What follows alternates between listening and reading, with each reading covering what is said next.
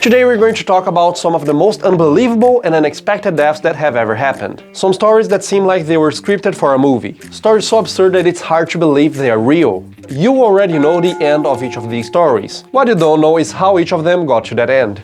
Hello everyone, my name is Beckmann, and today we're going to discuss 10 deaths that you simply won't believe happened. If you're not already subscribed to the channel, make sure to subscribe, so you won't miss out on upcoming videos. So let's get into the video.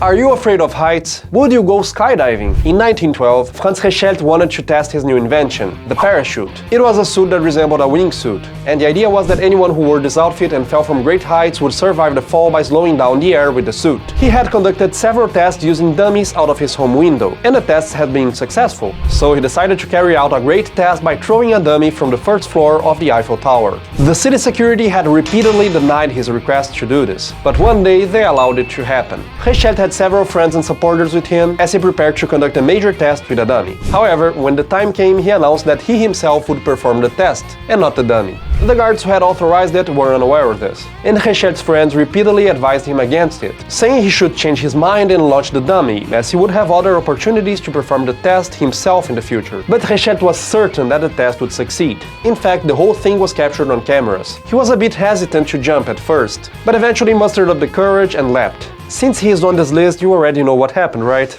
Well, after all, Richelt was pretty confident, but the excess of confidence is rarely good. There was a Canadian lawyer named Gary Roy who exemplified this. He was giving a presentation on the 24th floor of a building in Toronto and always claimed that the window glass there was unbreakable. To prove this to the interns, he would run and jump against the glass, and the window had always withstood the impact. He had done this several times before, and it had always worked out. Okay, so this time he decided to do the same thing again and the window broke? Well, if that were the case, I wouldn't be telling the story now. The window glass indeed didn't break upon impact, but the window frame simply came loose, and the whole window gave way. The window fell out of the building, and along with it went Gary. Unfortunately, his end was the same as our parachutists. Oh, and this time the glass did break in the end.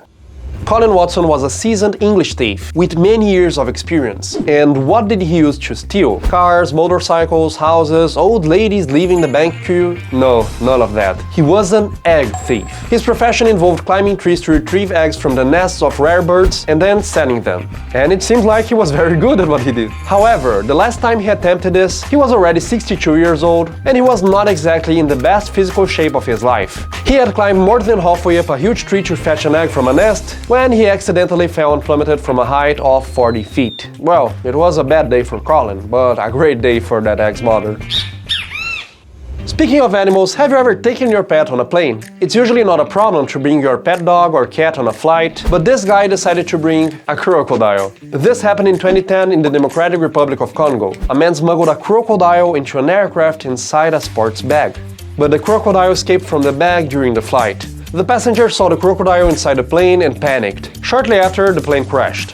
One possibility is that the passengers all moved to the front of the plane to escape the crocodile, and since it was a small plane, this ended up destabilizing it and causing it to crash. Regardless of what actually happened inside, the fact is that a total of 20 people died due to the crash. Had he disclosed that he was carrying a crocodile, this likely wouldn't have happened. Truth often saves lives, but sometimes it can have the opposite effect as well. If you're constantly complaining that politicians are always lying and never keep their word, this story is for you. This Sicilian politician died to keep his word. His name was Charondas, and he was one of the great legislators of the ancient Greek world. Among the laws he created was one that carried the death penalty for anyone who brought a weapon into the assembly of citizens. And one day he brought a weapon into the assembly of citizens. He had forgotten to remove his sword before attending the meeting, and so he decided to set an example of respect for the law he himself had created and took his own life right there in front of everyone. Well, at least you can say he was only looking for re-election. The death penalty is when the law itself decides that someone must die, and it's becoming increasingly less common in countries. But for a long time it was quite common all around the world. And when the guillotine was invented in France, they said at the time it was a much more humane way to kill someone. If lying down in a square to have your head cut off your body by a blade is more humane than what was done before, you can imagine how brutal the previous methods were. Many methods have been used historically for the death penalty, some of them extremely painful and others less so. But for beheading, an axe was often used for a long time.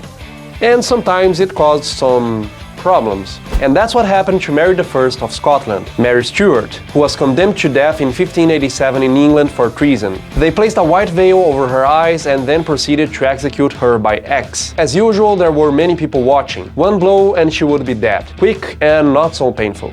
But since she's in this video, you already know that's not what happened, right? The executioner struck an axe blow, but it didn't completely sever her neck. Then another blow was struck, but it still wasn't enough. He then had to saw through the rest of her neck to finally remove her head, but that couldn't be all. After that, he went to hold her by the hair to show the head to the people who were there, but she was wearing a wig, and her head simply fell to the ground and rolled away when he went to do this. As if that wasn't enough, suddenly a dog emerged from under her skirt at that moment. Mary was very fond of her dog, and there are accounts that the dog had hidden under her skirt before all this.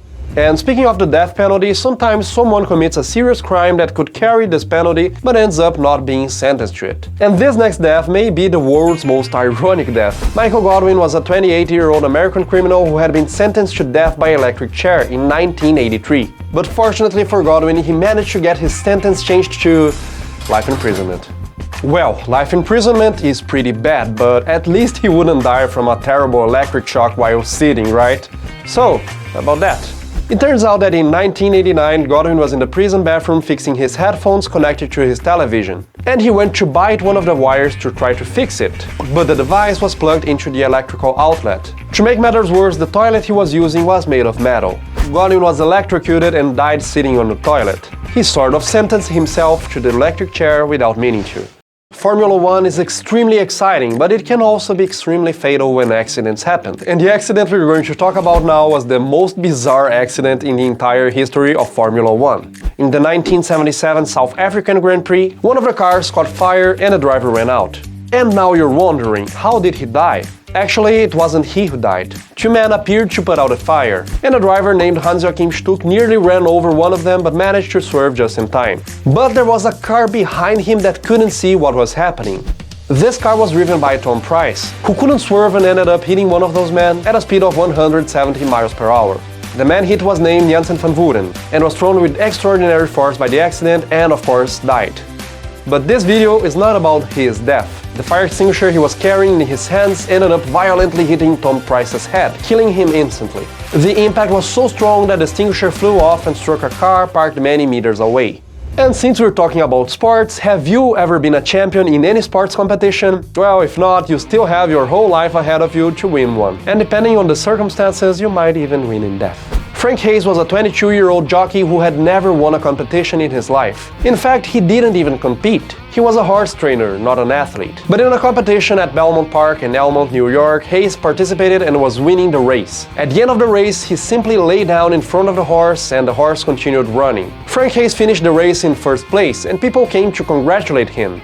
And that's when they realized he was already dead. It turns out he had lost so much weight in the days prior to meet the race requirements that his heart became overburdened from all the effort. He died of a heart attack, but his horse continued, and he ended up winning. His horse never raced again. The horse's name was Sweet Kiss, and was later renamed Sweet Kiss of Death. Heart attacks are one of the leading causes of death nowadays, so it's normal for TV shows and movies to depict this from time to time. Gareth Jones was a British actor who, in 1958, was performing live in the play Underground, in which his character was supposed to have a heart attack. Between the recording of the scenes, Jones made fiction a reality and had an actual heart attack. The production crew took too long to realize what was happening, and so he did not receive medical attention in time. And unfortunately, the actor ended up dying because of this. And those were some of the most bizarre and absurd deaths that have ever occurred.